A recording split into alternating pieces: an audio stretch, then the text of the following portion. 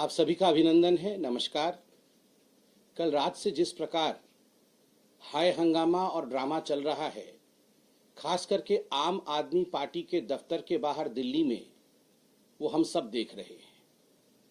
आम आदमी पार्टी के तमाम नेतागण, आतिशी जी से लेके तमाम नेतागण बाहर आके बयानबाजी कर रहे हैं, झूठ का पुलिंदा देश के सामने रख रहे हैं। आज बहुत तफसील से, बड़े पेशेंस के साथ इस पूरे मामले को भारतीय जनता पार्टी आपके सामने रखना चाहती है, ताकि दूध का दूध और पानी का पानी हो सके। अरविंद केजरीवाल आखिर गिरफ्तार क्यों हुए, ये प्रकरण क्या है, गिरफ्तारी होनी चाहिए या नहीं होनी चाहिए, इन सब विषयों को तथ्यों के साथ भारतीय जनता पार्टी, जनता जो कि जनार्दन है, जनता जिसके कारण हम हैं, उनके समक्ष रखने वाली है। मित्रों, मैं आपको एक ट्वीट दिखाऊंगा। ये 10 मई 2013 का है। 10 मई 2013। अरविंद केजरीवाल उस समय नए थे हिंदुस्तान की राजनीति में, और उन्होंने ट्वीट किया था, When will people start going to jail in this country? आप देख सकते हैं, ये ट्वीट है 2013 का, अरविंद केजरीवाल जी का। When will people start going to jail in this country? क्या तात्पर्य था उनका? वो नहीं चाहते थे कि साधारण लोग जेल चले जाए। क्या वो चाहते थे कि रोड चलता किसी भी आदमी को पुलिस, ईडी या सीबीआई उठा ले? नहीं। उन्होंने एक फहरिस्त जारी की थी कि लालू प्रसाद जैसे व्यक्ति, उन्होंने नाम लिया था रॉबर्ट वाड्रा का, उन्होंने नाम लिया था राहुल गांधी का, लिखा था सोनिया गांधी जी का नाम, यहां तक कि मनमोहन सिंह जी को भी छोड़ा नहीं गया था, प्रणब मुखर्जी तक को छोड़ा नहीं गया था।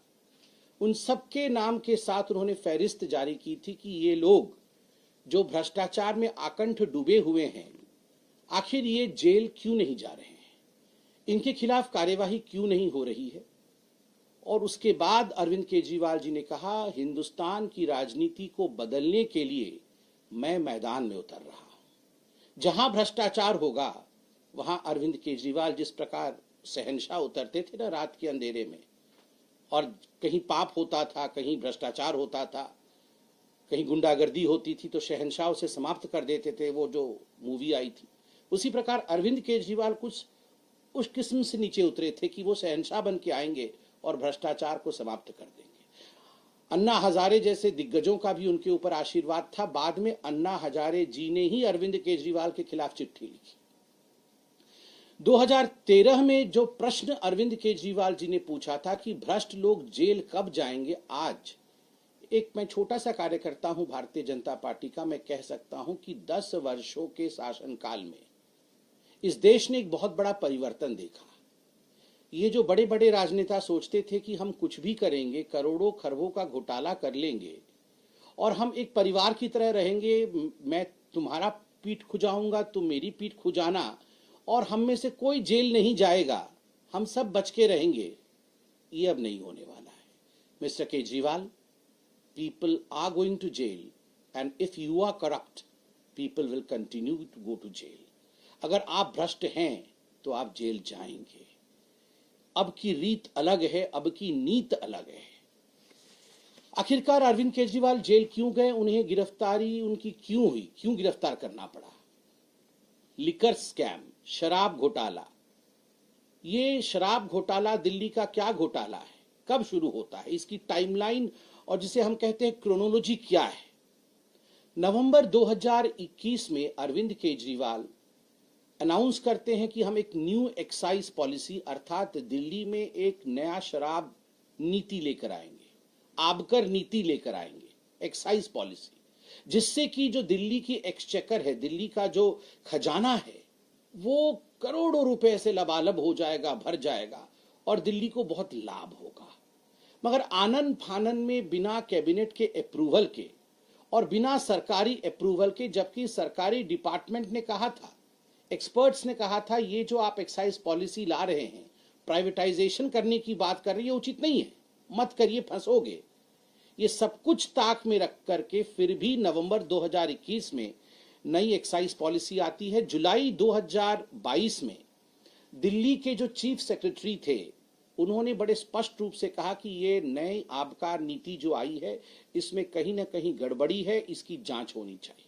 और जुलाई 2022 में ही जो लेफ्टिनेंट गवर्नर थे उन्होंने सीबीआई की जांच की आदेश दी।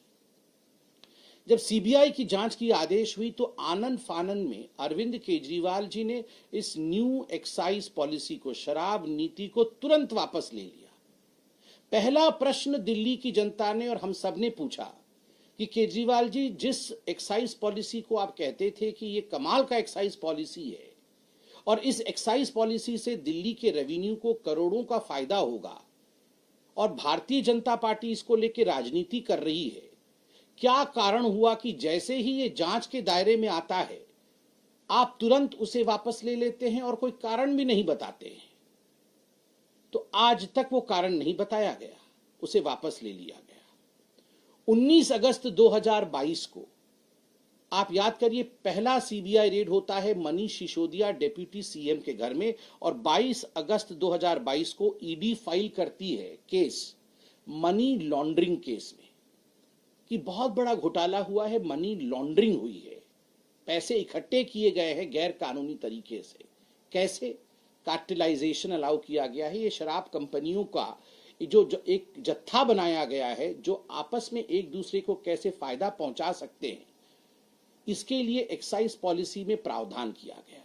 एक्साइज पॉलिसी पहले इन शराब कंपनी जो कि अरविंद केजरीवाल जी के मित्र हैं, अरविंद केजरीवाल जी के दोस्त हैं, उनको पहले लीक कर दी गई, फिर उसको ट्वीक किया गया, उसमें बदलाव लाया गया ताकि शराब कंपनी अपने मन मुताबिक इन कानूनों में बदलाव ला सके। जो ब्लैक लिस्टेड कंपनी होती है उनके लिए कानून में प्रावधान है कि वो इस टेंडरिंग प्रोसेस में अप्लाई नहीं कर सकते हैं। मगर बड़ा दुखद और आश्चर्यजनक विषय है कि न केवल उन्होंने अप्लाई किया अपितु उन्हें इस पूरे ठेके में शामिल किया गया। केवल इतना ही नहीं, आपको जान के आश्चर्य होगा कि ये हर कोई जानता है, वैसे आश्चर्य आजकल होता नहीं है अरविंद केजरीवाल और भ्रष्टाचार के विषय में सुनने से। जो कमीशन इन शराब ठेकेदारों का बढ़ाया गया, पहले ये 5% पे था, 5% कमीशन ठेकेदारों को दिया जाता था, 12% कमीशन कर दिया गया और इसमें बातें सामने आई कि लगभग 6 से 7% कमीशन बैकडोर एंट्री होकर ये ब्लैक मनी के रूप में आम आदमी पार्टी के जो हमारे कार्यकर्ता हैं, बड़े नेता हैं, उनको दिया गया है। करोड़ों रुपए इस माध्यम से दिए गए हैं। इसके लिए दिनेश अरोड़ा जी इत्यादि आपके सामने जो जिन लोगों ने ये किया है वो अप्रूवर भी बने हैं और उनकी स्टेटमेंट आज पब्लिक डोमेन में है। मार्च 2023 में अंततोगत्वा मनीष सिसोदिया की गिरफ्तारी होती है ईडी द्वारा। अक्टूबर 2023 में इसी केस में संजय सिंह जी की भी गिरफ्तारी होती है और अक्टूबर 2023 में ही समन भेजा जाता है, पहला समन अरविंद केजरीवाल जी को कि अरविंद केजरीवाल जी, प्रथम दृष्टिया प्राइमा फेसी ये लग रहा है कि मनीष सिसोदिया भी इन्वॉल्व है, संजय सिंह भी इन्वॉल्व है और कहीं ना कहीं जो स्टेटमेंट्स आ रहे हैं, चाहे वो विजय नायर जो कि कम्युनिकेशन हेड हैं आम आदमी पार्टी के, और बाकी जो ठेकेदार जो अप्रूवर बने हैं, उनके स्टेटमेंट से लग रहा है कि आप भी इसमें हिस्सेदार हैं। तो आप आइए और हमारे सामने पेश होइए, आपको ये हम लिबर्टी देते हैं, आप अपने विषय को रखिए। समन नंबर 1 जब अक्टूबर 23 को आया, तब से लेकर अब तक 9 समन आए हैं। आश्चर्य का विषय है, एक भी समन में अरविंद केजरीवाल नहीं जाते हैं। अरविंद केजरीवाल जी की वो सेंस ऑफ एंटाइटलमेंट रहती है और वो बार बार कहते हैं कि ये इलीगल है, ये समन इलीगल है, इस समन के आधार पर मैं प्रस्तुत नहीं होऊंगा। मैं कोई छोटा मोटा व्यक्ति नहीं हूं, मैं मुख्यमंत्री हूं, मैं बहुत बड़ा व्यक्ति हूं, मुझे कैसे समन किया जा सकता है? आज गुरूर टूटा है। इस देश का कानून कहता है चाहे मुख्यमंत्री हो चाहे आम आदमी हो, यदि आपने कानून के मुताबिक काम नहीं किया है, कानून को तोड़ा है और समन किया जाएगा, तो आपको समन का सम्मान करना है, आपको आके प्रस्तुत होना है। अरविंद केजरीवाल नहीं आए, बीच में क्या हुआ आप देखिए। मनीष सिसोदिया और संजय सिंह, इन सारे विषयों को लेकर कई बार ऐसा कोई कोर्ट हिंदुस्तान में बाकी नहीं है जिन कोर्ट में सुनवाई नहीं हुई इनकी बेल को लेकर और शराब घोटाले के विषय को लेकर। मुझे लगता है हम तो पॉलिटिकल पार्टी के प्रवक्ता हैं, हमारे ऊपर बायसनेस का आरोप लग सकता है कि चलिए आप बीजेपी से प्यार करते हैं, आम आदमी पार्टी आपकी ओपोनेंट है, आप तो बायस्ड बयान देंगे। But the courts are not biased. I have statements of the court in my hand. What does the court say in case of Sisodia's bail? Mr. Sisodiya played the most important and vital role in the criminal conspiracy and had been deeply involved in formulation as well as implementation of the said policy to ensure achievement of objectives of the said criminal conspiracy. Court कहती है कि जो सिसोदिया साहब है, एक criminal conspiracy हुआ दिल्ली की जनता को लूटने का, और इस क्रिमिनल कॉन्स्पिरेसी में सिसोदिया साहब संलिप्त है। सिसोदिया साहब को बेल नहीं दिया जा सकता है और क्रिमिनल कॉन्स्पिरेसी में वो अक्यूज्ड है। आप सोचिए, ये दिल्ली की कोर्ट कहती है, ये छोटा विषय नहीं है। दिल्ली हाईकोर्ट क्या कहता है? दिल्ली हाईकोर्ट कहता है allegations are very serious in nature. जब बेल को रिजेक्ट किया गया और सारे तथ्यों को देखा गया, तथ्यों के आधार पर सुनवाई हुई, तो दिल्ली हाईकोर्ट ने बड़े स्पष्ट शब्दों में कहा these allegations are very serious in nature. इतने सीरियस एलिगेशंस हैं और आम आदमी पार्टी नाटक नौटंकी करने में लगी है। Should there be an investigation, a fair investigation on allegations that are serious, और should there be high drama, high voltage drama on allegations that are serious? This is for the people of Delhi and this is for the people of the country to decide. Investigation महत्वपूर्ण है या drama महत्वपूर्ण है? जब allegations बहुत serious हैं, ये हिंदुस्तान के लिए सोचने का विषय है। केवल इतना ही नहीं, सर्वोच्च न्यायालय सुप्रीम कोर्ट में जब ये पूरा विषय जाता है, मनीष सिसोदिया जी के बेल का एक्साइज पॉलिसी के केस में संजीव खन्ना, जस्टिस संजीव खन्ना, उन्होंने बड़े स्पष्ट शब्दों में एक वाक्य कहा जो यहां मैं पढ़ना चाहूंगा और जो मुझे लगता है it was the main reason as to why the whole of country today knows the fact. It was the nail in the coffin. And the sentence is, Justice Khanna SC said, one aspect regard to the transfer of money, 338 crore, is tentatively established. We have dismissed the bail. Bail को खारिज करते हुए मनीष सिसोदिया का supreme court के justice Khanna ने बड़े स्पष्ट शब्दों में कहा एक मनी ट्रेल एस्टैब्लिश हुआ है और वह भी 338 करोड़ रुपया का मनी ट्रेल एस्टैब्लिश होता है।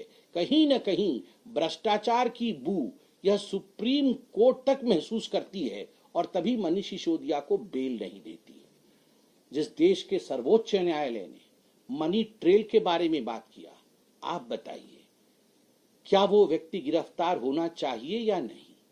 उसका जो किंगपिन है, सरगना है, अरविंद केजरीवाल गिरफ्तार होना चाहिए या केवल वह एक मुख्यमंत्री है, वह एक साधारण आम आदमी नहीं है, इसलिए उसे छोड़ देना चाहिए? इतना ही नहीं, आप सभी जानते हैं कि सीएजी की भी रिपोर्ट आई थी। सीएजी की रिपोर्ट ने दिल्ली एक्साइज पॉलिसी को लेकर बड़ा स्पष्ट मत रखा कि 2002 करोड़ रुपए का नुकसान इस न्यू एक्साइज पॉलिसी के कारण, इस नए आबकार नीति के कारण दिल्ली के खजाने को, दिल्ली के एक्सचेकर को हुआ है।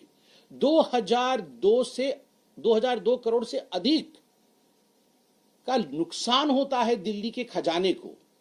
इसके लिए रिस्पॉन्सिबल कौन है? Do we have a chief minister who only enjoys the perks of being the chief minister, who stays in a sheesh mahal, who can build palaces for himself, but who would not be accountable for the loss of more than 2,000 crore in a policy which has been drafted by him?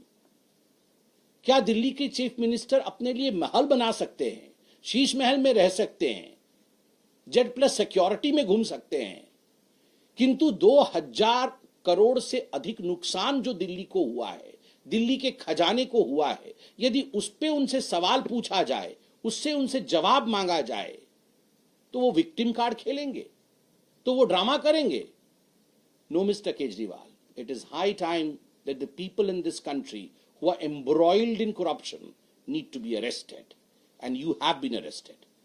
हाल फिलहाल में 2 दिन पहले जब के कविता को, जो BRS party की हैं, उनको अरेस्ट किया गया, उनसे जांच पड़ताल किया गया, उनसे इंट्रोगेशन किया गया, पहली बार ईडी ने जो प्रेस रिलीज जो पब्लिक डोमेन में है उसे रखा। They use the word conspirator for Mr. Arvind Kejriwal, कि अरविंद केजरीवाल इस पूरे के पूरे एक्साइज पॉलिसी में, शराब घोटाले में एक कॉन्स्पिरेटर है, वो सरगना है, वो षड्यंत्रकारी है। जो साउथ ग्रुप, जो कई कंपनियों का अमेलगमेशन है, ये जो साउथ ग्रुप के कविता की थी, किस प्रकार से बैकडोर लगभग 100 करोड़ रुपए उन्होंने अरविंद केजरीवाल और अरविंद केजरीवाल के मित्रों को दिया, इसका भी ट्रेल ईडी ने बखूबी एस्टैब्लिश किया है, जिसका जिक्र ईडी ने अपने प्रेस रिलीज में दिया है कि कौन सा वो व्यक्ति था, कहां से बैग उठाया गया, वो बैग कहां गया और उसमें कितने पैसे थे, ये सारी चीज पब्लिक डोमेन में है। तो स्वाभाविक रूप से इन सभी चीजों को देखते हुए कल दिल्ली हाई कोर्ट ने, जब 21 तारीख को Delhi high court immediate relief के लिए अरविंद केजरीवाल गए थे, तो दिल्ली हाई कोर्ट ने जो कहा वो बहुत महत्वपूर्ण है। दिल्ली हाई कोर्ट ने कहा, we have heard both sides and we are not inclined at this stage to grant protection. The respondent is at liberty to file a reply.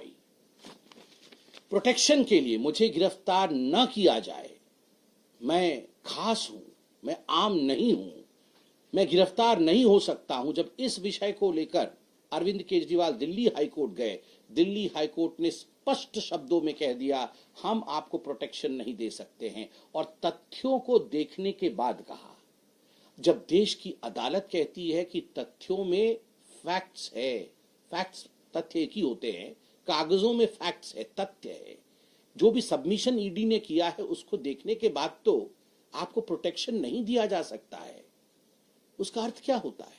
उसका अर्थ होता है, अरविंद केजरीवाल जी, आपने प्रथम दृष्टया गलती की है, और अगर गलती की है तो देश का कानून जो मेरे लिए है, जो मेरे पत्रकार बंधु सामने बैठे हैं उनके लिए है, और जो व्यूअर्स हमें देख रहे हैं उनके लिए है, आम आदमी के लिए जो कानून है वही कानून मुख्यमंत्री के लिए भी है।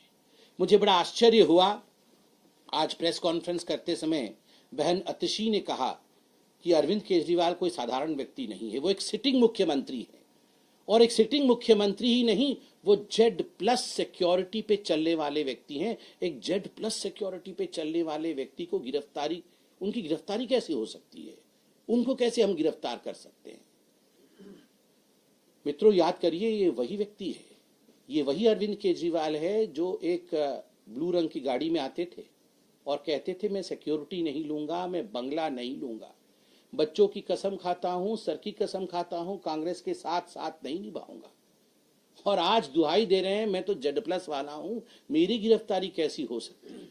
सिक्योरिटी नहीं लूंगा से Z+, घर नहीं लूंगा से शीश महल, बच्चों की कसम, कांग्रेस के साथ नहीं जाऊंगा। अभी सुनने में आ रहा है शायद राहुल गांधी पहुंच ही रहे होंगे अरविंद केजरीवाल जी के घर में, क्यों ना हो भला। द बेल क्लब में अरविंद केजरीवाल जी का भी स्वागत है, सब बेल पे बाहर हैं।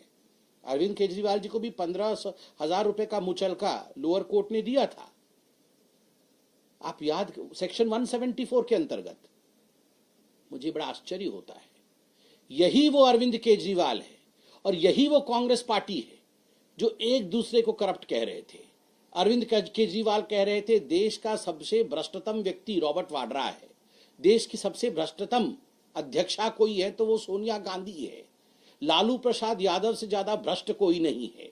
और आज तांता लगा है सोनिया जी, राहुल जी और लालू प्रसाद यादव का कि अरविंद केजरीवाल ही हमारे लीडर हैं। बिल्कुल सही कहा, he is the leader of the corrupts. Arvind Kejriwal ये जितने भी करप्ट लोग हैं उनके लीडर हैं, करप्ट्स के करप्ट हैं, भ्रष्टाचारियों में भ्रष्टाचारी है। तो इसमें किसी प्रकार का संशय नहीं है। मैं एक वीडियो लेके आया हूं, अभी राहुल गांधी भी पहुंच रहे होंगे मेरे ख्याल से केजरीवाल जी के घर पे, तो ये वीडियो जरा उनको दिखाइएगा। का घोटाला क्या है, शराब का लिकर स्कैम क्या है? लिकर स्कैम सीधे सीधे अब ये एस्टैब्लिश हो गया है कि कम से कम 100 करोड़ की रिश्वत ली गई, कम से कम 100 करोड़ की रिश्वत। और उसके अंदर फेस टाइम के ऊपर केजरीवाल से बिजनेसमैन से बात कराई गई, और बिजनेसमैन से बात कराने के बाद होलसेल डीलर्स को, जो प्राइवेट होलसेल डीलर्स हैं, उनको 12% कमीशन 5% से बढ़ा करके 12% कमीशन ये करी गई। और उसके अंदर शर्त ये रखी गई कि 6% किकबैक आम आदमी पार्टी और केजरीवाल को दिया जाएगा। और मनी ट्रेल भी एस्टैब्लिश हो गया है कि वो पैसा 100 करोड़ रुपए गोवा के इलेक्शंस के अंदर आप पार्टी ने इस्तेमाल किया और कांग्रेस के खिलाफ में किया, क्योंकि जो वोट वहां पर उनको मिले वो कांग्रेस के खिलाफ में मिले। तो केजरीवाल ने कांग्रेस को हराने के लिए, कांग्रेस को नुकसान पहुंचाने के लिए केजरीवाल ने 100 करोड़ का स्कैम किया है। और इनको कोई नैतिक अधिकार, केजरीवाल और इनके मंत्रियों को, जो जिनका नाम इसमें है, चाहे वो मनीष सिसोदिया, चाहे सत्येंद्र जैन को, इनको कोई नैतिक अधिकार नहीं है कि अपनी कुर्सी पे एक सेकंड भी और रह जाए। आप सोचिए, यही कांग्रेस पार्टी जो पानी पी पी के आम आदमी पार्टी को कोस रही थी, प्रेस कॉन्फ्रेंस कर रही थी कि मिनिमम 100 करोड़ का स्कैम है, न जाने और कितना बड़ा स्कैम होगा। आज यही सारे नेता आम आदमी पार्टी के साथ खड़े हैं। क्यों खड़े हैं? क्योंकि इन सब की नैया डूब रही है। लोकतंत्र में जब जनता जनार्दन सच्चाई जान जाती है और जब वो आपके नैया को डुबोने लगती है, तब मरता क्या नहीं करता वाली परिस्थिति होती है। सारे भ्रष्टाचारी, आप देखिएगा, ये सारे भ्रष्टाचारी इकट्ठे होने वाले हैं और वो जो फेमस सीन है, एक दूसरे के हाथ उठा करके खड़े होने वाले हैं। वो 2G वाले, जीजाजी वाले, अब ये लिकर स्कैम वाले, जितने भ्रष्टाचारी हैं, वो सारे भ्रष्टाचारी एक दूसरे के हाथ उठा के खड़े होंगे। वह दृश्य भी हिंदुस्तान की राजनीति 24 के इलेक्शन में ही देख लेगी। बहुत बहुत धन्यवाद। मुझे लगता है कि अरविंद केजरीवाल जी ने जो काम किए हैं, स्वाभाविक रूप से कर्म का फल भोगना ही पड़ेगा। धन्यवाद। सर, एक सवाल ये कि आप कह रहे हैं कि इतना बड़ा घोटाला हुआ है, करप्शन हुआ है, 100 करोड़ के बाद में निकल के आई है। जब से स्कैम निकल के सामने आया, अरविंद केजरीवाल ये कहते रहे, आपको वीडियो भी याद होगा, मनीष सिसोदिया उनके साथ खड़े तो उन्होंने कहते हैं पक्का आदमी के पास कुछ भी नहीं है, घर से कुछ नहीं मिला। आम आदमी पार्टी अब ये कह रही है कि एक भी रुपया, एक भी सबूत इस पूरे स्कैम में निकल के नहीं आया और झूठा सारे सब कुछ है, और सिर्फ इलेक्शन से पहले अरेस्ट करके केजरीवाल को कैंपेन से रोकने के लिए बीजेपी ने ये किया। नहीं, आप मुझे बताइए, मैंने आपको supreme court, Delhi high court, Rouse Avenue court, CBI court, इन चारों कोर्टों के जजेस और जस्टिसेस के बयान आपको बकाया यहां सुनवाया मैंने, और हर किसी ने अलाइनमेंट में एक ही विषय कहा है कि ये बहुत बड़ा घोटाला है और तथ्यों को प्रथम दृष्टया देखने के पश्चात इसमें कोई शक नहीं है कि ये इतना बड़ा है कि इसमें बेल नहीं दिया जा सकता है। सुप्रीम कोर्ट ने तो टेंटेटिव मनी ट्रेल 338 करोड़ का एस्टैब्लिश ही कर दिया। आप बाकी जांच एजेंसियों को भूल जाइए, आप भारतीय जनता पार्टी क्या कह रही है उसे भी भूल जाइए, मगर सुप्रीम कोर्ट ने मनी ट्रेल एस्टैब्लिश करके आपके सामने स्टेटमेंट रखा है। दिल्ली हाई कोर्ट ने इसे सीरियस एलिगेशन बताया है, दिल्ली हाई कोर्ट ने प्रोटेक्शन देने से मना कर दिया है, सीबीआई कोर्ट और राउज एवेन्यू कोर्ट ने बड़े स्पष्ट शब्दों में कहा है कि यह कोई छोटा विषय नहीं है, बहुत बड़ा घोटाले की तरफ यह इंगित करता है। क्या यह देश कोर्ट पे विश्वास करेगा या अरविंद केजरीवाल ही कोर्ट है? क्या तो आप कर दीजिए, सुप्रीम कोर्ट के ऊपर एक कोर्ट है, सबसे बड़ा कोर्ट अरविंद केजरीवाल जी का होगा। और देखिए, घर से 1 रुपया नहीं निकला, ये घर से 1 रुपया नहीं निकला क्या होता है? लालू प्रसाद यादव चारा घोटाले में संलिप्त थे। आप मुझे बताइए, जब उनके घर में सर्च हुआ, चारा निकला था उनके घर से? उनके घर से कोई चारा निकल गया था? अरे कागजात ही निकलते हैं कि पैसा कहां कहां ठिकाने लगाए। और आजकल मोबाइल फोन होता है, वो जब्त होते हैं तो पता चल जाता है कि आपने किस किस को कॉल किए थे, किस किस प्रकार से पैसे कहां कहां भेजे गए थे हवाला के माध्यम से। आपके घर से 1 रुपया क्या निकलेगा? करोड़ों खरबों रुपए जो आपने ट्रांसफर किए हैं, उसका मनी ट्रेल तो उसे ही कहते हैं जिसको खुद सुप्रीम कोर्ट बोल रही है। सर, आपने एक वीडियो दिखाया जिसमें अजय माकन साफ तौर पर बता रहे कि किस तरीके से घोटाला हुआ, क्या हुआ, लेकिन अब आम आदमी पार्टी ये अनाउंस कर रही है कि हम पूरा नेशन वाइड प्रोटेस्ट करेंगे बीजेपी के खिलाफ, क्योंकि सीएम अरविंद केजरीवाल को गिरफ्तार किया गया है और इंडिया ब्लॉक के तमाम जो लीडर्स हैं उनको बुलाया गया। तो आपको लग रहा है इस बार एकजुट होंगे? क्योंकि वीडियोस में तो जो पहले के जो स्टेटमेंट सामने आए हैं उसमें तो अलग अलग बयान है। देखिए, ये जो सारे बेल बॉन्ड वाले हैं, जितने लोग आज बेल पे बाहर हैं, वो सब आज चोर चोर मौसेरे भाई वाला कहानी है। सब एक होने की कोशिश कर रहे हैं, क्योंकि करें भी तो क्या करें, तो स्वाभाविक वो अच्छा अच्छा तो बोलेंगे नहीं। आज तक आप बताइए पूरे विश्व में कोई चोर पकड़ा गया हो और उसने जाके फट से कह दिया हाँ हाँ मैंने चोरी की थी, अरे अच्छा हुआ पुलिस ने मुझे पकड़ लिया। जब भी चोर पकड़ा जाता है, डकैत पकड़ा जाता है, भ्रष्टाचारी पकड़ा जाता है, वो पहले चिल्लाता ही है। वो बोलता है मैंने कोई गलती नहीं की, जबरदस्ती मुझे पुलिस ने पकड़ लिया, मैं तो यहीं से गुजर रहा था, मैं तो बड़ा अच्छा आदमी हूं, मेरे ऊपर अत्याचार हो रहा है। तो ये भी यही कहेंगे। अब पकड़े गए हैं, ये तो कोर्ट में तय हो रहा है, अब पकड़े गए हैं तो खुद अपने आप तो नहीं कहेंगे ना हाँ हाँ 100 करोड़ लिया था, 300 करोड़ लिया था, ये तो खुद नहीं कहेंगे। इसलिए आज बड़े सरल शब्दों में हिंदुस्तान की जनता को भारतीय जनता पार्टी ने पूरी एक्साइज पॉलिसी हमने समझाई है। हम रेटोरिक्स पे नहीं गए हैं, ना ही हमने किसी प्रकार की यहाँ मजाकिये तौर पे विषय को रखा है। यह विषय गंभीर है, जनता को यह विषय समझना चाहिए, हमने यहाँ समझाने की कोशिश की है। इस्तीफा नहीं दे रहे, जेल से सरकार चलेंगे, ऐसा आम आदमी पार्टी कह रहे हैं कि अरविंद केजरीवाल ही मुख्यमंत्री होंगे। आप सोच के देखिए, जो लोग किसी दिन ऑटो में लटक के आते थे और कहते थे कि हमें सत्ता से प्यार नहीं है, आज वो जेल जा रहे हैं और कह रहे हैं हम जेल में रहेंगे मगर हम इस्तीफा नहीं देंगे, हम मुख्यमंत्री बने रहेंगे। Such is their greed for post. Power और पोस्ट के लिए, सत्ता में बने रहने के लिए किस प्रकार का लालच है इन लोगों के अंदर, आज इस वाक्य से ये बिल्कुल सिद्ध हो जाता है कि हम तिहाड़ में रहेंगे, तिहाड़ विधानसभा बना देंगे, मगर हम मुख्यमंत्री के पद को नहीं छोड़ेंगे। ये लालसा है। जो आदमी वो कहता था मैं कुछ नहीं बनना चाहता हूं, वो आदमी आज कुछ नहीं छोड़ना चाहता है। ये हिंदुस्तान देख रही है।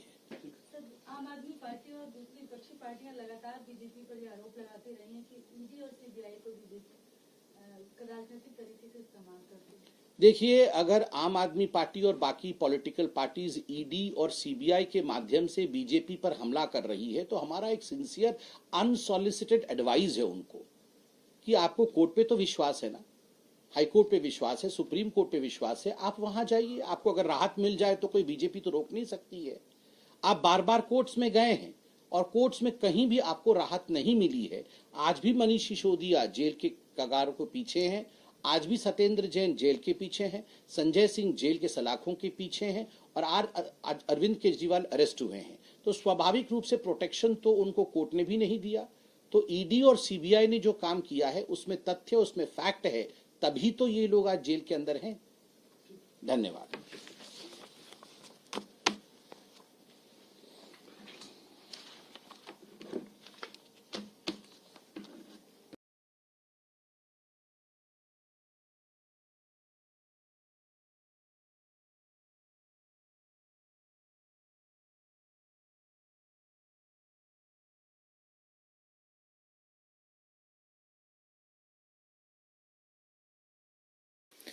किस प्रकार से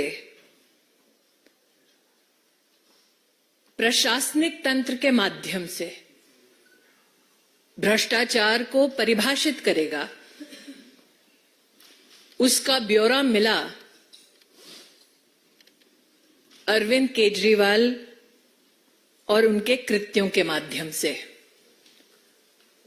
मीडिया की एजेंसीज और जो वर्तमान में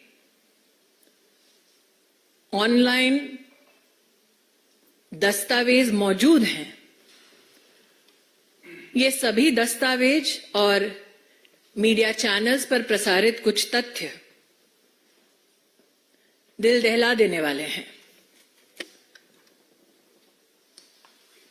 आज कोर्ट में जब ये तथ्य प्रस्तुत किया गया कि अरविंद केजरीवाल द्वारा चिन्हित विजय नायर के सौजन्य से कुछ विशिष्ट शराब कंपनियों ने बैठकर शराब की पॉलिसी बनाई, तो अरविंद केजरीवाल जी के किसी भी वकील ने इस तथ्य का खंडन नहीं किया। आज कोर्ट में कुछ बैंक ट्रांजैक्शंस का विशेष उल्लेख हुआ। एक बैंक ट्रांजैक्शन ऐसा जिसके अंतर्गत समीर महेंद्रू 1 करोड़ की राशि मेसर्स राधा इंडस्ट्रीज में ट्रांसफर करते हैं। दूसरा, कोर्ट में जो मीडिया की एजेंसीज के माध्यम से दस्तावेजों में ध्यान में आता है, विजय नायर को समीर महेंद्रू 2 से 4 करोड़ रुपया देते हैं। इसका भी अरविंद केजरीवाल ने खंडन नहीं किया, ना ही अपने आप को इससे दरकिनार किया। आज कोर्ट में सीबीआई और इंडियन पीनल कोड के अंतर्गत, पीएमएलए के अंतर्गत जितने केसेस दाखिल हुए थे और जो विविध कोर्ट्स के सम्मुख पेश हुए, उसके खिलाफ भी अरविंद केजरीवाल के लॉयर्स ने कोई स्पेसिफिक मंतव्य नहीं दिया। ऐसा अगर आप ऑनलाइन लीगल प्रोसीजर्स को रिपोर्ट करने वाली एंटिटीज का भी खाका पड़े तो ध्यान में आता है। केस के कुछ तथ्य हैं जो जानकारी में आता है कि आज कोर्ट के सम्मुख प्रस्तुत हुए। एक, कि 4/9/2020 दिल्ली सरकार एक एक्सपर्ट कमेटी बनाती है। उस कमेटी का बनना, ये ऑर्डर देने वाले, इशू करने वाले व्यक्ति का नाम है मनीष सिसोदिया। एक्सपर्ट कमेटी को चेयर करते हैं तब के एक्साइज कमिश्नर, और इस कमेटी ने 13/10/2020 अपनी रिपोर्ट सबमिट की, ऐसा जानकारी में आता है। एक्सपर्ट कमेटी की रिपोर्ट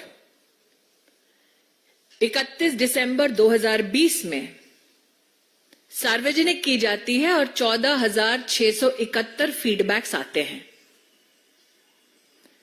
ये सब अरविंद केजरीवाल जी की काउंसिल ऑफ मिनिस्टर्स में कैबिनेट मीटिंग में 5/2/2021 में प्रस्तुत होते हैं ताकि इसे एग्जामिन किया जाए। जो ग्रुप ऑफ मिनिस्टर्स बनता है उसमें 3 मुख्य लोग हैं, मनीष सिसोदिया, सत्येंद्र जैन, कैलाश गहलोत। मैं आपका ध्यान आकृष्ट करना चाहूंगी कि जो कोर्ट के सम्मुख दस्तावेज प्रस्तुत हुए हैं उसमें यह साफ इंगित है कि इन दस्तावेजों में बिना किसी कारण क्लैरिफिकेशन और मॉडिफिकेशन किया जाता है। बदला हुआ यह दस्तावेज दोबारा जनता के सम्मुख कभी प्रस्तुत नहीं होता।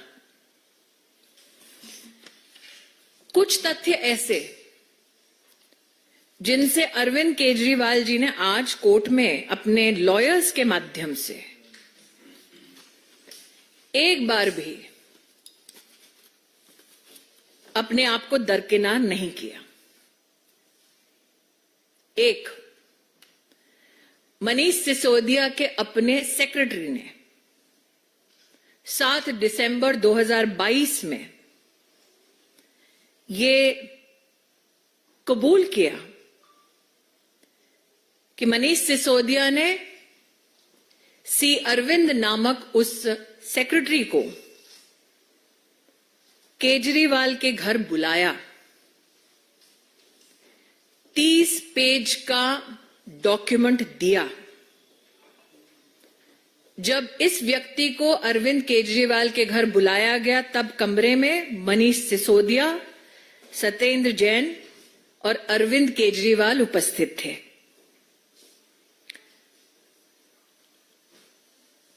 ये कहा गया है कि सी अरविंद मनीष सिसोदिया के सेक्रेटरी ने ये कबूल किया है कि मनीष सिसोदिया ने उनको इन सबकी उपस्थिति में कहा कि जो दस्तावेज थमाया जा रहा है वही ग्रुप ऑफ मिनिस्टर्स की रिपोर्ट बनेगी। उस दस्तावेज में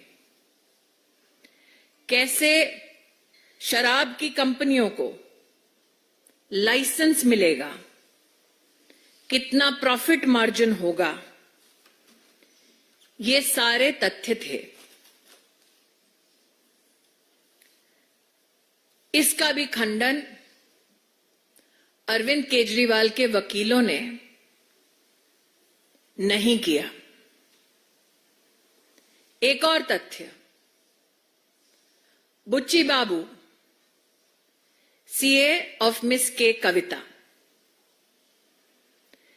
23 फरवरी 2023 उन्होंने स्वयं ये स्टेटमेंट दिया कि विजय नायर, जिनको अरविंद केजरीवाल अपना माय बॉय कहकर संबोधित कर चुके थे, उन्होंने शराब के इस घोटाले के संदर्भ में ये ऑफर दिया कि कुछ पॉलिसी में ऐसा बदलाव हो सकता है जिससे कि कविता को मुनाफा हो। मात्र ये स्टेटमेंट नहीं है, कोर्ट में बुच्ची बाबू जो सीए हैं के कविता के, उनके व्हाट्सएप मैसेजेस भी उपलब्ध हैं, ऐसा कोर्ट के सम्मुख कहा गया। तब भी अरविंद केजरीवाल जी के वकीलों ने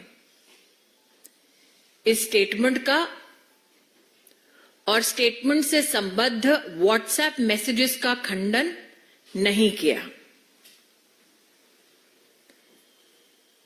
सार्वजनिक रूप से दस्तावेज जो उपलब्ध हैं उसमें कोर्ट में जांच एजेंसी ने कहा कि अरविंद केजरीवाल ने घूस मांगी साउथ ग्रुप से। उसके संदर्भ में श्री एमएस रेड्डी का बयान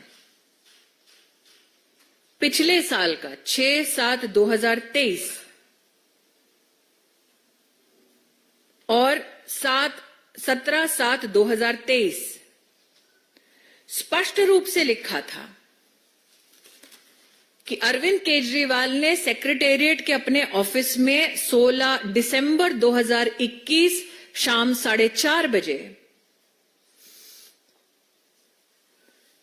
मिलने का समय दिया। मिलने का कारण जो दस्तावेजों में उपलब्ध है, अरविंद केजरीवाल का statement as per MS Reddy कि हम दिल्ली में सबको बिजनेस करने के लिए बुला रहे हैं। Kavita daughter of chief minister Telangana K Chandrashekar Rao ने हमें अप्रोच किया है और अरविंद केजरीवाल की पार्टी आम आदमी पार्टी को 100 करोड़ रुपए देने का विषय रखा है। तत्पश्चात एमएस रेड्डी ने कहा कि 19 मार्च 2021 को कविता उनसे मिली और कविता ने उनसे कहा कि वो 50 करोड़ का अरेंजमेंट करे। इस व्यक्ति ने अपने बेटे से कहा कि आगे की कार्रवाई कविता के साथ करे और उस बेटे ने उनसे बतलाया कि 30 करोड़ इस शराब घोटाले के लिए देना सुनिश्चित हुआ है। दस्तावेज में यह भी कहा गया कि 25 करोड़ के कविता के दो व्यक्ति नेमली बुच्ची बाबू और अभिषेक बोनपल्ली इनको दिया गया। इसका भी खंडन आज कोर्ट में जो सार्वजनिक दस्तावेज उपलब्ध हैं उसका खंडन अरविंद केजरीवाल की लीगल टीम ने नहीं किया। दस्तावेजों की झड़ी में आज अगर आप इन दस्तावेजों को पढ़ेंगे तो जो सुबह से मैं आम आदमी पार्टी के प्रवक्ताओं का और विशेषज्ञों का वक्तव्य सुन रही हूं, they were asking where is the money? कितना पैसा दिया गया, कब किसको कहां दिया गया, इस सब का विवरण अदालत के सामने प्रस्तुत किया गया। अरविंद केजरीवाल के साथ मिलकर किस प्रकार की कंस्पिरेसी हुई, एक स्टेटमेंट है 25 अप्रैल 2023 का शरत रेड्डी का, जिन्होंने कहा कि मैं क्योंकि दिल्ली में इन्वेस्टमेंट कर रहा था, मेरी इच्छा थी कि मैं अरविंद केजरीवाल और मनीष सिसोदिया से स्वयं मिलूं।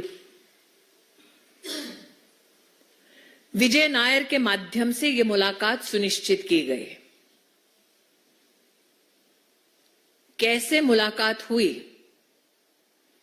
काली रंग की एसयूवी से उठाकर कैसे एक सरकारी बंगले में लिया गया जहां पर अरविंद केजरीवाल इनसे मिले, इसका भी विवरण है।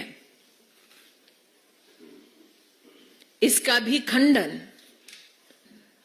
अरविंद केजरीवाल जी की लीगल टीम ने नहीं किया, ऐसा व्यतीत होता है।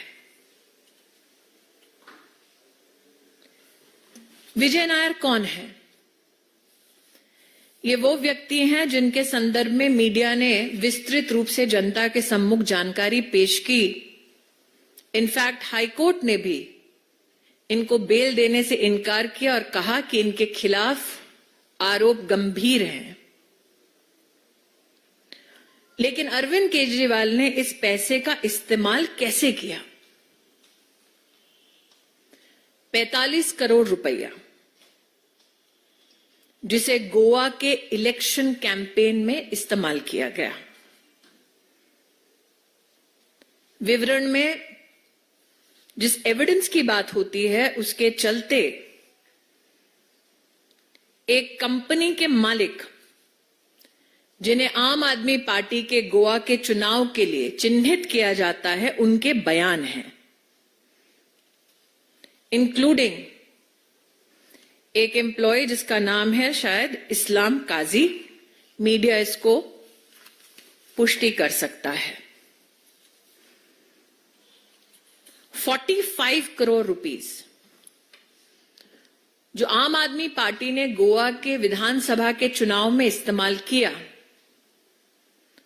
उसकी जानकारी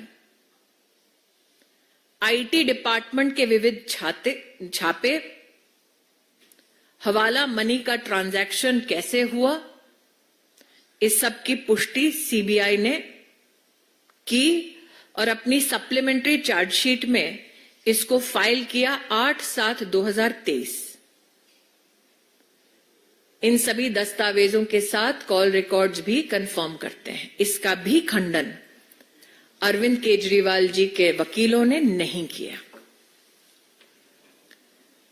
जो रिकॉर्ड्स पाए गए, ये बताया जाता है कि अगस्त 2021 से लेकर जनवरी 2022 तक 18 मौकों पर 17 करोड़ से ज्यादा पैसा और 16 मौकों पर जून 21 से दिसंबर 21 के बीच 27 करोड़ रुपया का आदान प्रदान हुआ, ताकि आम आदमी पार्टी भ्रष्टाचार के अपने इस पैसे से गोवा के विधानसभा में अपनी राजनीतिक पहचान बना सके। ये पब्लिक नॉलेज है। इन दस्तावेजों के माध्यम से 4 रूट से गोवा पैसा भेजा गया। एक बार 12 करोड़, एक बार 7.1 करोड़, एक बार 16 करोड़, एक बार 7.2 करोड़, एक बार 2 करोड़। पैसा 4 रूट से ट्रांसफर हुआ, इसका खंडन अरविंद केजरीवाल के वकीलों ने नहीं किया। गोवा में 18 बार 17 करोड़, 16 बार 27 करोड़ का ये ट्रांजैक्शन हुआ, इसका खंडन अरविंद केजरीवाल जी के टीम ने नहीं किया। एडवर्टाइजिंग एजेंसी से लेकर, सर्वे करने वालों से लेकर, असेंबली सीट के मैनेजर्स से लेकर ये पैसा कैसे बांटा गया, इस सब का विवरण आज कोर्ट के सामने प्रस्तुत हुआ।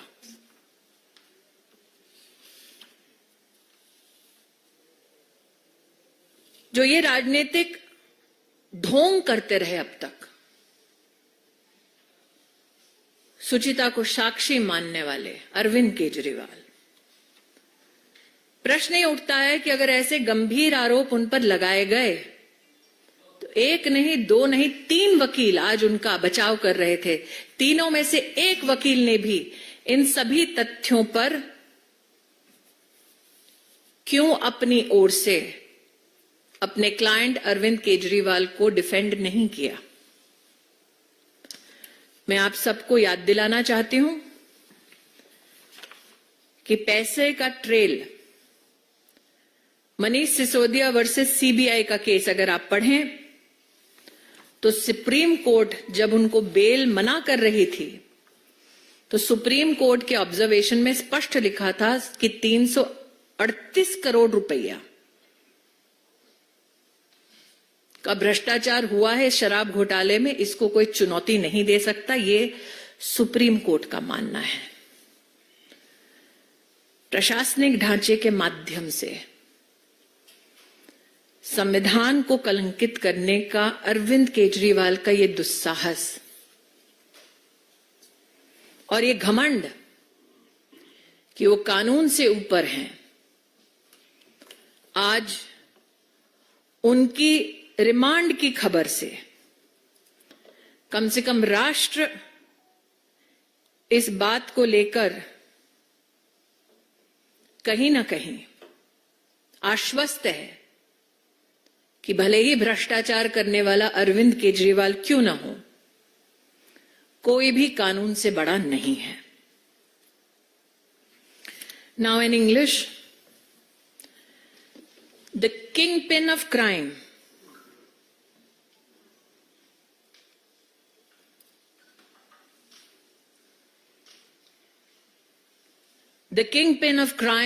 Arvind Kejriwal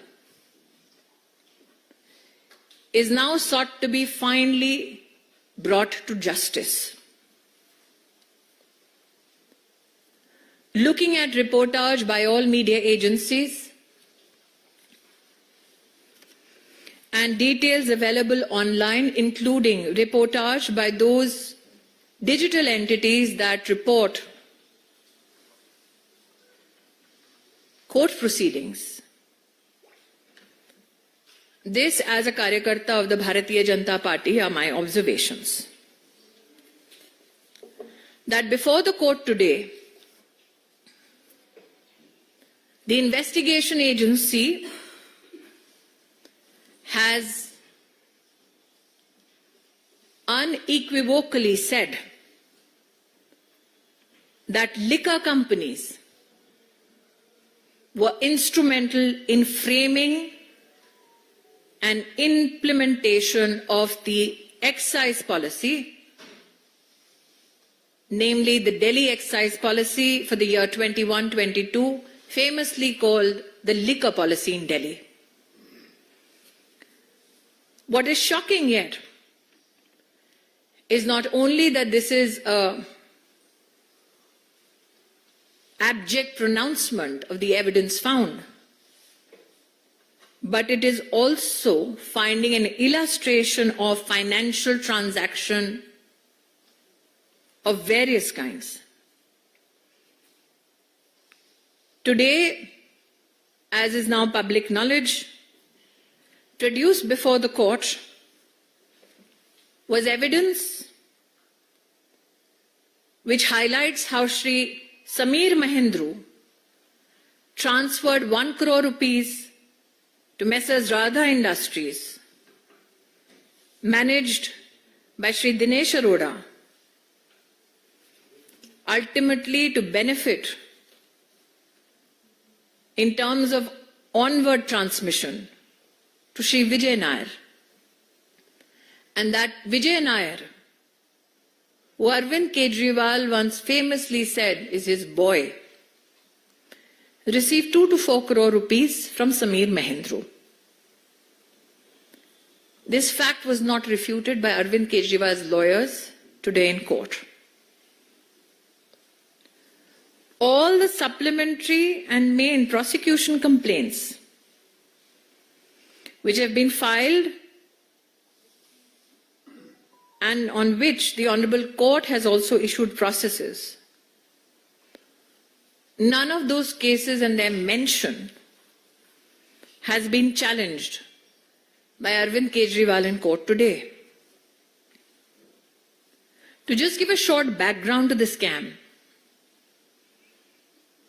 on 4/9/2020, Manish Sisodia issues an order for the constitution of an expert committee which has to suggest measures with regards to the excise policy.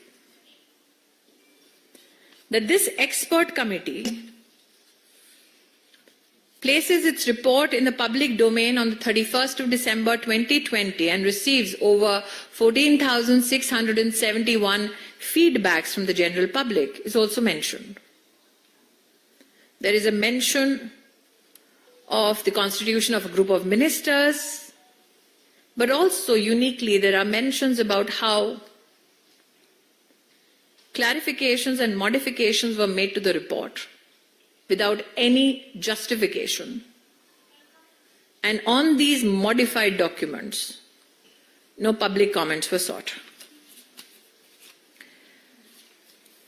Across all television channels today, we have seen many representatives of the Aam Aadmi Party and those who have opined on this scam talk about the role of Arvind Kejriwal. His role in the policy formulation. There is a statement by the Secretary of Manish Sisodia, of course, freely hired by Manish Sisodia, C. Arvind, which is dated 7th of December 2022, where Mr. Arvind says that in March 21, Manish Sisodia called him to the residence of Chief Minister Arvind Kejriwal, gave him 30 pages worth of a document, which was a draft report, that at this said venue, at this said time, Satyendra Jain, Manish Sisodia and Arvind Kejriwal were present. Manish Sisodia then goes on to tell C. Arvind that this is the base document on which the final report is to be made. This document includes how licenses are to be given out to private players for distribution of alcohol and how profit margin was to be fixed at 12%. These points were never discussed in the GOM. And these points, as C. Arvind has stated in his statement dated 7th December 22, were handed over to him at Arvind Kejriwal's residence. Today, as publicly available document tells us, Arvind Kejriwal's lawyers have not refuted this statement of C. Arvind. Another statement by Bachi Babu, the CA of K. Kavita, dated 23 February 2023, where he states that Vijay Nair, Arvind Kejriwal's boy, offered him provisions so that K. Kavita can be favored. Bachi Babu's statement is also corroborated by WhatsApp messages. This position as well was not refuted by Arvind Kejriwal. Another statement, MS Reddy, in a statement dated 17/7/2023, has said that Arvind Kejriwal gave him time in the Secretariat office on the 16th of March 2021 at 4:30 p.m. where Arvind Kejriwal said he welcomes people to do business in Delhi, and regarding the liquor business, the statement apparently says that K. Kavita had already approached him to do the business in Delhi, and the offer of payment was 100 crores to the Aam Aadmi Party. This gentleman claims that on 19th March, K. Kavita met him, asking him to meet her. Then on 20th March, she meets him and says that Arvind Kejriwal has spoken to her. And she asks whether he can arrange 50 crores. He claims since he is involved in MP daily activities, his son Raghav is told to further deal with K. Kavita. The son Raghav informs the father that he has agreed to pay 30 crores. मतलब सौदेबाजी की आप हद देखिए कि किसको कितना भ्रष्टाचार में डिस्काउंट मिल सकता है, उसकी भी चर्चा हुई. राघव का भी स्टेटमेंट रिकॉर्डेड 26/7/23 डेटेड 27/7/23 कंफर्म करता है कि उसने के कविता के 2 व्यक्तियों को 25 करोड़ का कैश दिया. इसका भी खंडन, this has not been refuted by Arvind Kejriwal's legal team today in court. That is what public documents tell us.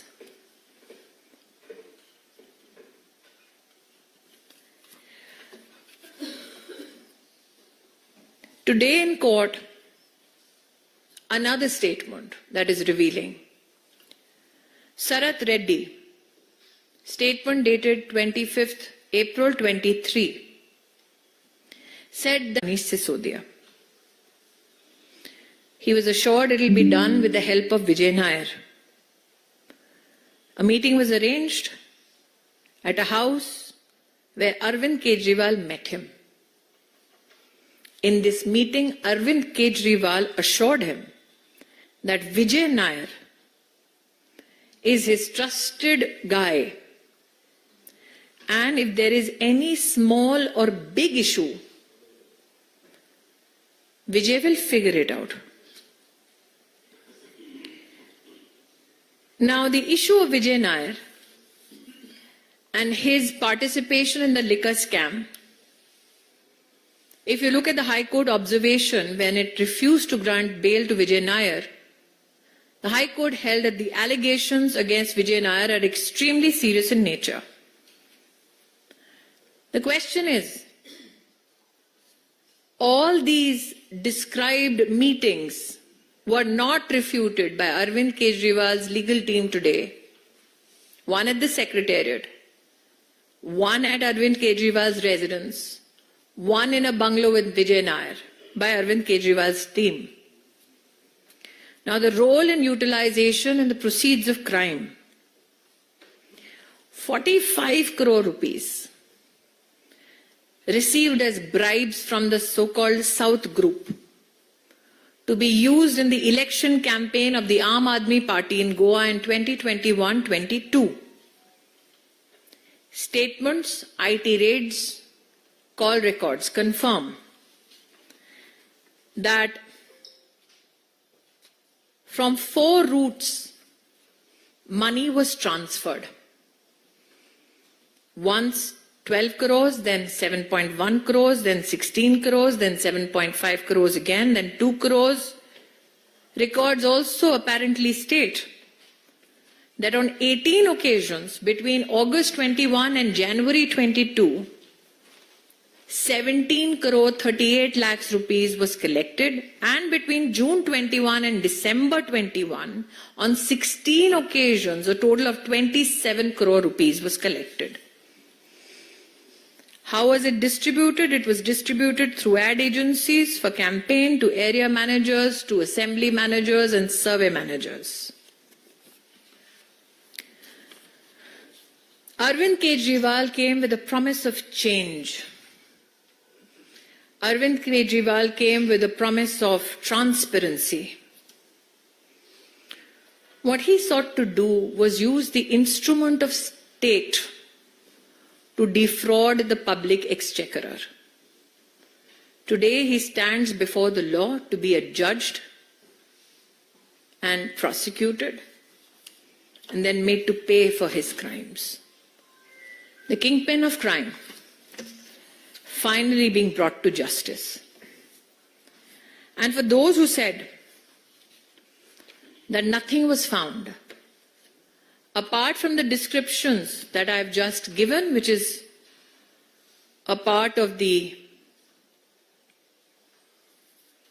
money trails that has been described and not refuted by Arvind Kejriwal, I would like to redirect your attention to Manish Sisodia versus CBI case in the Supreme Court, when the observations of the court with regards to the liquor scam is thus that the amount of 338 crores cannot be disputed or challenged. And I here quote verbatim what the Honorable Supreme Court has said, that the new excise policy was meant to give windfall gains to select few wholesale distributors who in turn had agreed to give kickbacks and bribes. This is the true face of the kingpin of crime, Arvind Kejriwal. I'll open now the floor open for questions, please. I'll request Sanjay ji, आप थोड़ा समन्वय कर लें. Devendra, India TV.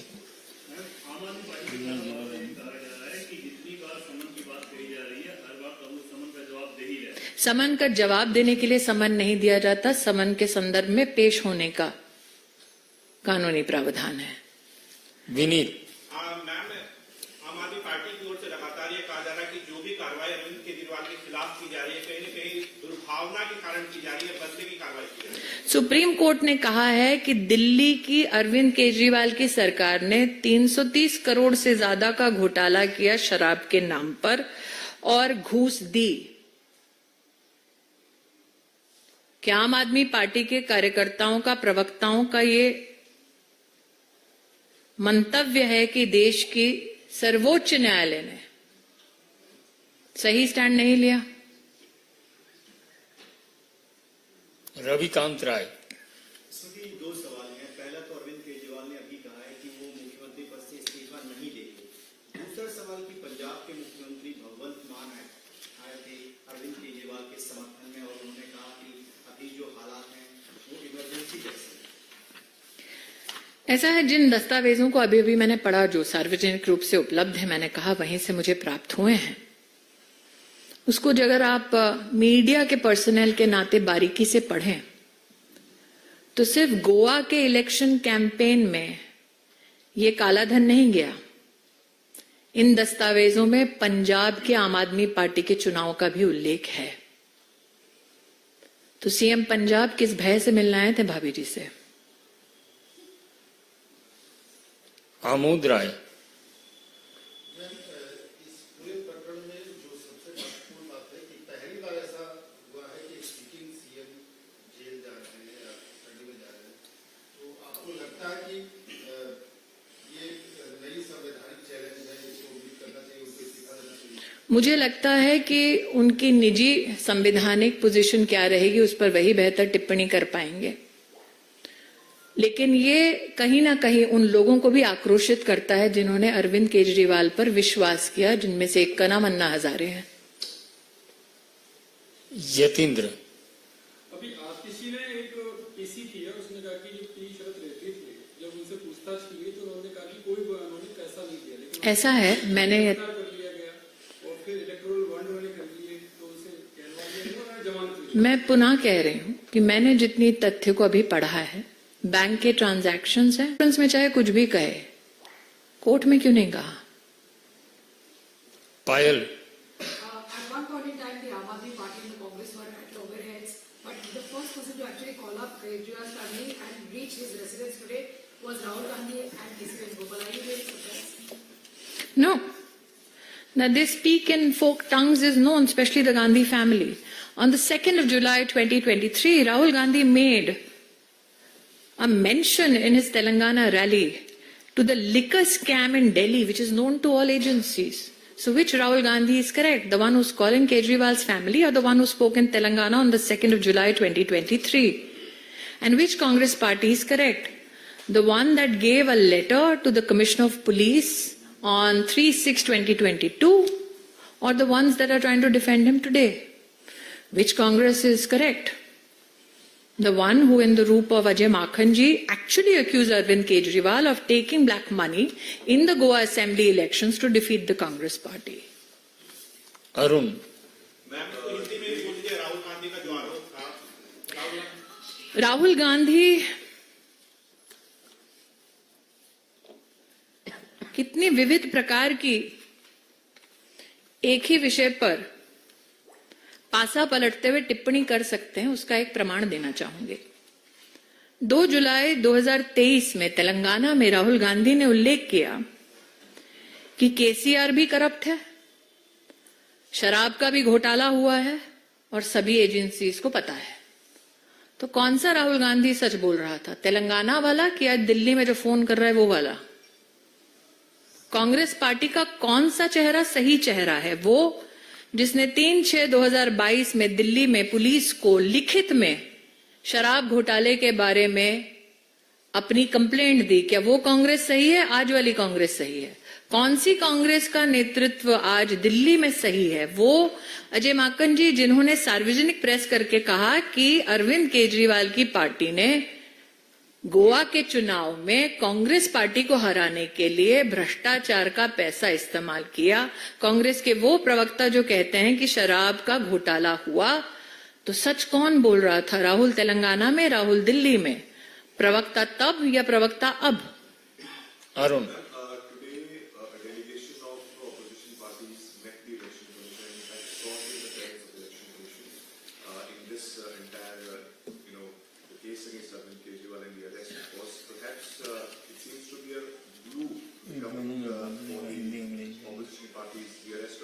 It's interesting that you use the word glue for the opposition parties that went before the Election Commission today. That the glue is called corruption is more than evident. But what is also interesting, and I'm not a student of law, is that an officer of the court who had just presented himself before the court goes to the Election Commission to bring the court under pressure. So corruption is the glue that brings them together. What is fascinating is all the details that I've given you are partners of the India Alliance who are transacting between the South and Delhi government. So no wonder everybody ran. Because when the dominoes falls, who knows where it lands? But again, it is for legal luminaries to opine on why an officer of the court, after presenting himself on behalf of a client before the court, then goes to the Election Commission to suppress the majesty of the court. देखिए, चुनाव आयोग में जाकर एक ऐसा व्यक्ति बोल रहा है जो चुनाव आयोग में प्रस्तुत होने से ठीक पहले कोर्ट में प्रस्तुत था। कोर्ट में वकील के रूप में अपने आप को प्रस्तुत करने के बाद जो मैंने मीडिया में देखा है, जजमेंट रिजर्व था, उस अवधि में वो व्यक्ति जाता है और इलेक्शन कमीशन पर जाकर दबाव बनाने का प्रयास करता है ताकि कोर्ट उसके दबाव में शायद कुछ बोल दे या शायद कुछ कर दे। तो जो देश की कानून व्यवस्था से संबंधित विशिष्ट लोग हैं, ऐसे वकील साहब के बारे में उनकी क्या टिप्पणी है वो तो मैं खुद रुचि रखूंगी सुनने के लिए। लेकिन ये गठबंधन चोरों का है, ये हम पहले भी कहते थे प्रवक्ताओं के नाते, आज उन्होंने प्रूफ कर दिया। किसके लिए गए? उसके लिए जो शराब के घोटाले का सरगना है, जिसके खिलाफ बैंक का transaction, call record detail, policy instrument और कई लोगों का एविडेंस बयान है। तो जुडिशरी को सप्रेस करने का ये उनका प्रयास निंदनीय है। यतीन्द्र हो गया। विशाल पांडे, रिपब्लिक। देखिए, मैं रेटोरिक में विश्वास नहीं करती। मुझे ऐसा लगता है कि आज जो तथ्य हमने बोले हैं वो तथ्य कोर्ट के सम्मुख भी प्रस्तुत हुए थे। हिमांशु, आज तक। मेरा एक सवाल है, पहले सत्येंद्र जैन करप्शन के केस में जेल में गए, मंत्री रहते हुए, मनीष सिसोदिया जेल गए, सेम केस में मुख्यमंत्री रहते हुए, अब अरविंद केजरीवाल जेल में। कई और मंत्रियों के विभागों को लेकर जांच चल रही है। आपको नहीं लगता कि इतने भ्रष्टाचार के बाद राष्ट्रपति को अब कड़ा कदम उठाते हुए पहले तो मॉडल कोड ऑफ कॉन्डक्ट लागू है। मैं एक संवैधानिक पद पर सेवा दे चुकी हूं, दे भी रही हूं वर्तमान में। दूसरा, मैं प्रवक्ता के नाते आज इस मीडिया कॉन्फ्रेंस में महामहिम राष्ट्रपति जी के संदर्भ में कोई टिप्पणी नहीं कर सकते। ठाकुर रविंद्र सिंह, जी न्यूज। मैडम, ये पहले का उदाहरण है, बीजेपी का हो या दूसरी पार्टियों का, हाल फिलहाल में हेमंत सोरेन का भी देखने को आ रहा है कि उन्होंने ईडी किया, गिरफ्तार हुए, उसके पहले उन्होंने कर दी छोड़ी। इसके पहले कई उदाहरण है, चाहे लालू यादव हो या फिर बीजेपी के लिए। लेकिन अरविंद केजरीवाल या उनकी पार्टी कर रही है कि हम नहीं छोड़ेंगे, सीएम है। आपको क्या लगता है कि इस्तीफा नहीं दे रहे हैं, गद्दी पर बैठे रहना चाहते हैं, इसके पीछे आपको क्या मंशा लगी? जितने तथ्य अब तक सम्मुख आए हैं, उन्होंने संवैधानिक पद का ही इस्तेमाल किया है भ्रष्टाचार करने के लिए और अपना बचाव करने के लिए। तो क्या आप हैरान हैं कि वो ये पद नहीं छोड़ना चाहते जिसके माध्यम से उन्होंने भ्रष्टाचार किया? न सिर्फ शराब में घोटाला किया, शीश महल भी बनवाया। श्वेता, सहारा टीवी।